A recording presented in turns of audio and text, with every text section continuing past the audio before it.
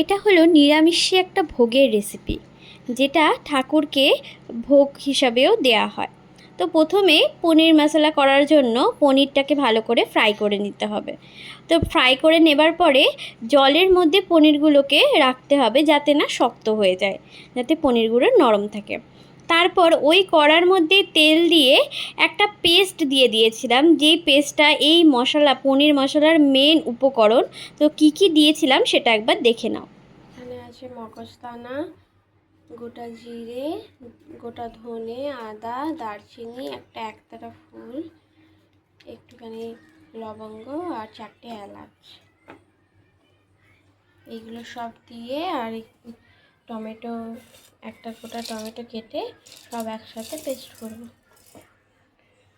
এখানে 2টো tomato add করা হয়েছে,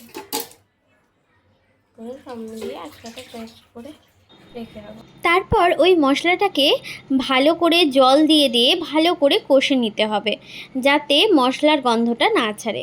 তো কষা হয়ে গেলে ওর মধ্যে অল্প করে ফাটানো টক দই আর একটুখানি চিনি আর নুন অ্যাড করা হয়েছিল।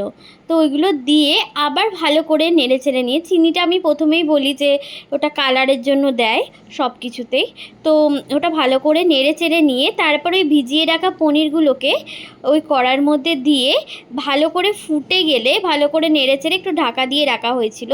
তো ফুটে গেলে ওর ওপর দিয়ে একটু কাসুরি মেথি আর ধনেপাতা ছড়িয়ে ব্যাস রেডি।